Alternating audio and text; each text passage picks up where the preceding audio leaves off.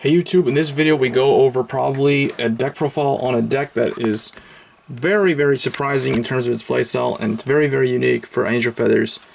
So without further ado, let's get into it. So this deck is the only one that I have from the latest Extra Booster set that came out after Dragon's Vanity. I don't even remember what the name of the set is, but it's EB13.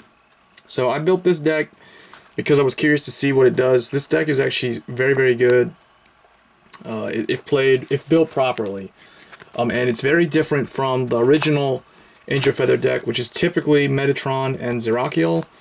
I think I posted this one on my channel previously, but anyway, this one is more about like manipulating your damage and healing and basically outlasting your opponent. And usually what would end up happening, the winning style of this deck is to outlast your opponent and force them to deck out. Basically, they deck out before you because you're able to block all their attacks. You always go protect one, and you basically stave them off until they run out of resources, and you can try to close out the game then, or they just deck out and you win just by outlasting them.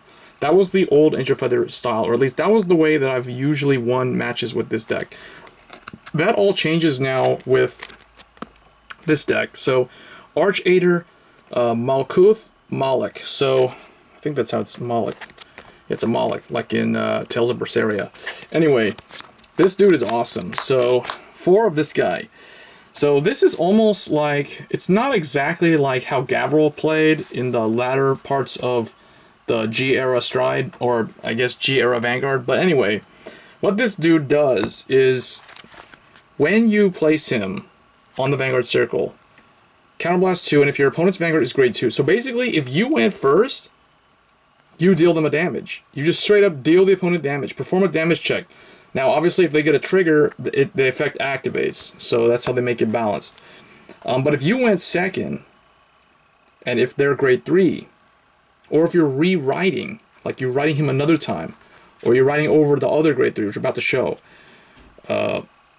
you get to heal a card from your damage zone. You just straight up heal. So that right there is pretty cool. But what's even more interesting is his second effect. His main phase effect as a Vanguard is Soul Blast 1, call up to 3 cards from your drop zone to rearguard circles, and then 3 front row units. 3 of your front row units get 5k. So basically the front row gets 5, and then you deal yourself a damage. So you perform a damage check. So if you get a trigger, you get the effects of the trigger. So if you get a heal, you heal. If you get a critical, you get critical and power or something. So you know that's pretty cool. I mean, that's unique. Like, I haven't seen the standard format have anything like that for Angel Feather. So very interesting card, but there are limitations. You can't use that skill if you're at 5 damage. So whereas this deck, the old deck, was okay at sitting at like 5 damage because they would usually be able to heal out by rewriting Metatron, you know, and getting a lot of protect gifts and PGs in their hand because they would rewrite Ergodial from the damage zone and stuff like that. They would do those shenanigans, you know, old school Angel Feather playstyle. This one is more about wanting to have damage around 2 to 3 damage, 2 to 4 damage in that range, and maintaining that damage specific number. And unlike the other Angel Feather deck, this one doesn't really care about manipulating the damage.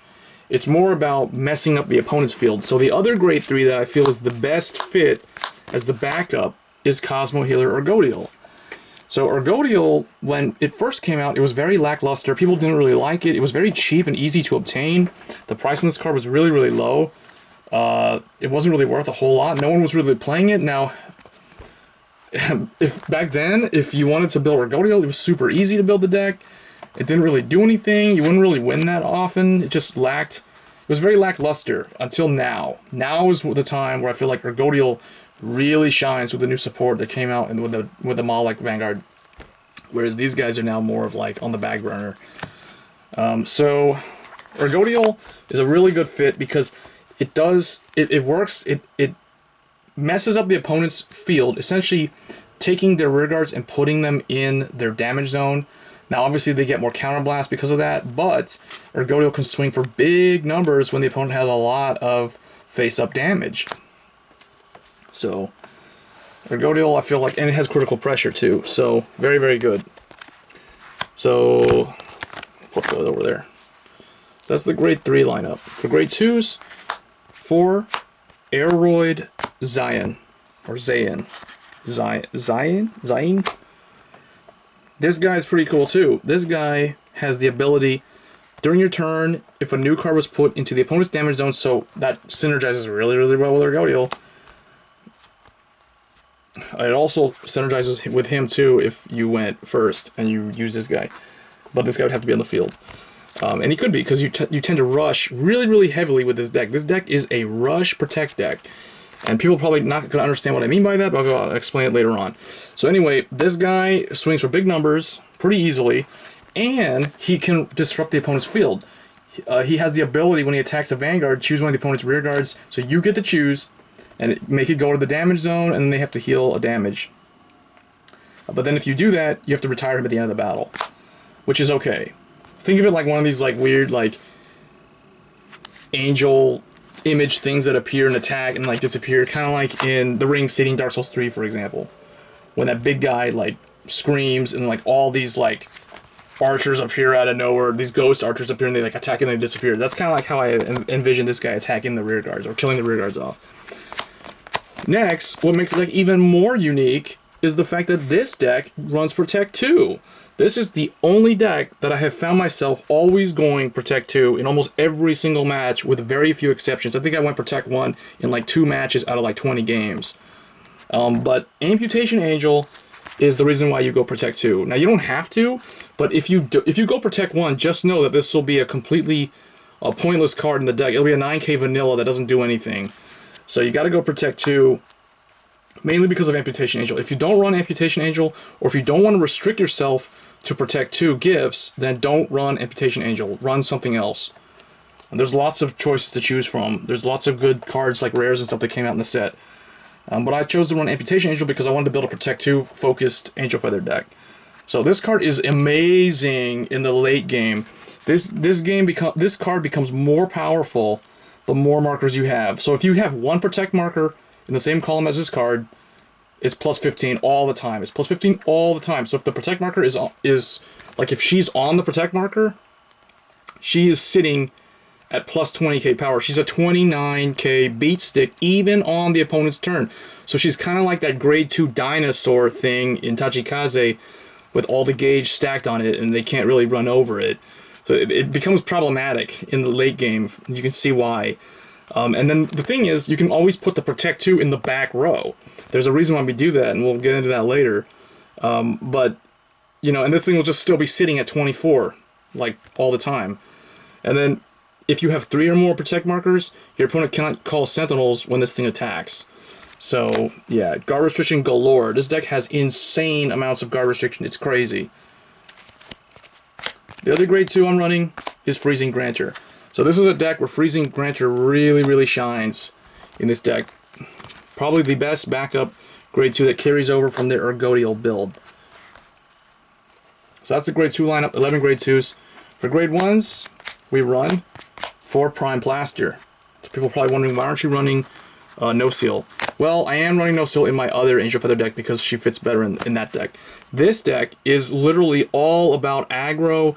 You want to kill the opponent as fast as you can. You want to deal damage. You want to improve the chances of your damage check, giving you something good. So that's why we run this, because that will allude to the sort of trigger lineup that we're running in the late game. People probably already knowing what that trigger is. They're probably going to guess what trigger lineup I'm running, and they're probably going to get it right when they see this card. So 4 of this, and remember, we're Protect 2, we're not Protect 1, so you have to run PGs at the max copies. Next, 4 Aid-roid Lamedo. Lamedo is really, really good because just like Amputation Angel, this guy has guard restriction. The conditions are different though. She requires 3 Protect markers on the field, on your field. It doesn't matter where they are though. Like, they don't have to be in the same column, they just have to be on the field. For her guard restrict. And for his effect, when he boosts, if the soul has a grade 3, counterblast 1, and the opponent cannot call Sentinels. So straight up on your second ride, whether it's either one of those, you have guard restrict already. And then he has the same effect as who was it? This guy, where if there's a damage put into the opponent's damage zone this turn, he gets 5k power, so he'll become a 13k boost, just like how this guy will become a 19k attacker.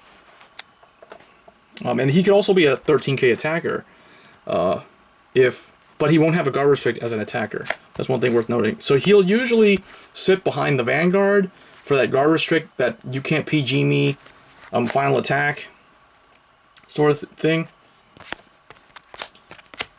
Next we run 3 Auscultate Angel. Auscultate Angel is really, really important because she searches your grade 3 Malkuth guy. So 4 of her would probably be ideal, but because I am running the PGs, grade 1s, I had to drop her to 3. But I could still run 4 if I wanted. I would just have to drop the next card, which is Sectio Angel. So Sectio Angel is at 3 in here, and that makes this be at 3. Now if you want to run 4 of the grade 3 Searcher, then you would bump her to 4 and you would run only 2 of this. And that was actually my original build, but I wanted to see this card more often. I wanted to like study this card's abilities more often. Because what this forces you to do, or not forces you, but what it allows you to do is put your protect marker in the back row for her to sit on the circle and essentially be a 20k interceptor from the back row every turn. So, because you loop her essentially with the Malkuth, and we'll explain that next. So for the trigger lineup, because I'm running the PGs, and because it's a protect clan, you already know what the trigger lineup's going to be. So first, we've got 4 Pinky Denturist. So this is a critical trigger. This is critical trigger number 1. Next, we've got the reprinted critical hit Angel. 4 of her, the classic. The classic put into the soul and gain 3k, but it doesn't have the effect anymore. So that's critical number 2. And then we have 4 Hotshot Celestial Samyaza. So the Celestial critical trigger. So 3 different criticals. So that's 12 criticals. Yes, boys and girls, we run 12 criticals in this deck. And then, of course, Sunny Small Angel, best heal in the game. So you gotta run those heals, because your Angel Feather, you heal and you deal. That's how it works. 12 crit, it's the way to go. Seriously, people don't understand. They underestimate how potent 12 crits are in a deck that has that extra damage check stuff.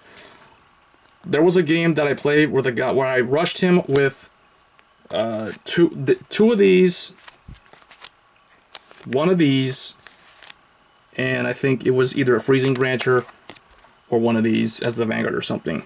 Anyway, when I rode this dude, he didn't guard me. I checked a critical. It was this one as my grade 2. I put him at 2. Then this guy. Guess what his effect did? Critical trigger. Now he's at 4. I close out the game that turn. So I'm just telling you, like, that's just how it works. Like, 12 critical can end the game so fast. It's crazy. Now, granted, he got unlucky. He didn't check triggers. Because if he checked triggers, I probably wouldn't have killed him that turn.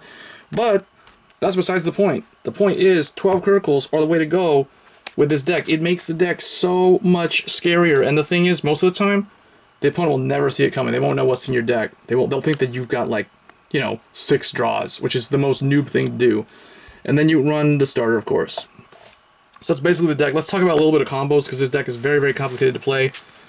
Essentially what you do, I don't have the protect markers with me, but we'll just use this as a protect marker. So let's say, here, let's clean this up a little bit.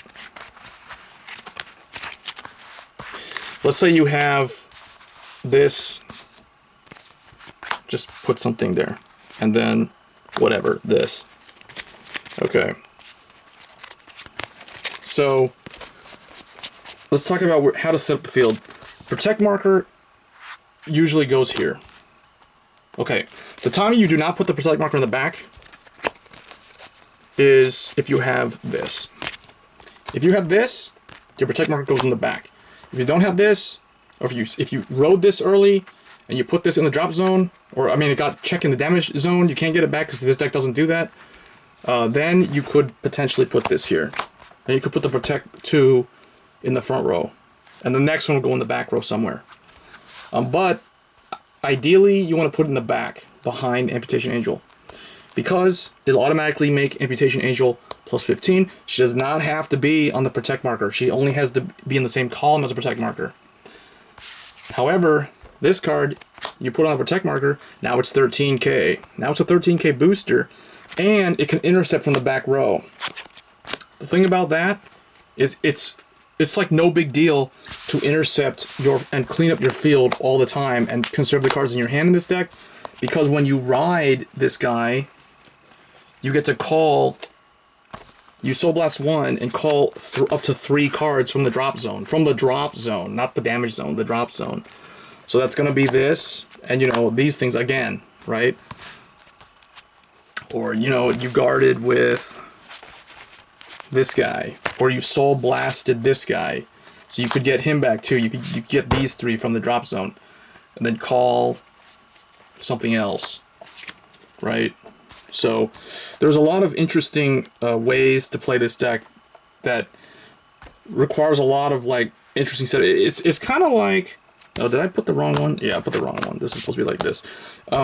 It's kind of like Aqua Force, where it requires a lot of like thinking in terms of how you're going to set the field up, more so than your average deck. Like, you know, Kagero doesn't really matter where they put their rear guards. The columns don't really matter as long as they hit the right numbers, stuff like that. So it's a more strategic deck. Angel Feather has always been a more technical focused deck. Your Ergodial plays are like the really big plays. Stuff like that. Disrupt the opponent's field. Lots of ways of disrupting the opponent's field. So I like that about the deck. And tons and tons of guard restriction, guard restriction, guard restriction. It's really, really good. So yeah, that's it. Hope you guys enjoyed that deck profile. It's probably one of the most unique decks that I've seen to come out as a new deck in a long time. So if you like the video, please hit that like button. It helps me out. And I'm curious to hear your thoughts on this Angel Feather deck, because it's really, really unique. I feel like I'm the only one running 12 critical, and I think that really gives me a pretty good advantage against other people. People are going to think like, oh, well, the deck doesn't have any draw power. I mean, the counter argument is always, there's no draw power in the deck. Well, it's 12 critical, right? And the thing is, what they don't realize is that you conserve your hand because you're calling stuff from the drop zone. You're calling 3 cards from the drop zone. So you're literally, like, you take 1 damage to +3 to the field every turn, and then you have tons of guard restrict, so the opponent will have a big hand, but they can't use their PGs to guard, so they're going to have to, like, you know, use their zeros a lot, and then when they run out, then they lose, because this thing will hit with critical pressure. You run 12 critical. When this guy's running, usually you're damage checking your critical when you activate his effect to call your field up. You know, and you're healing, you know, and sometimes if you don't have to call the field, if you already have the field set up, you don't even have to use that effect. You'll just ride him and then just heal. So there's all kinds of like shenanigans that you'll figure them out if you play the deck. That's I'll just say that. So it's a really fun deck. It's way more fun to play this than the old Angel Feather deck. So hope you guys enjoyed the deck profile, and I'll catch you guys in the next one. Thanks.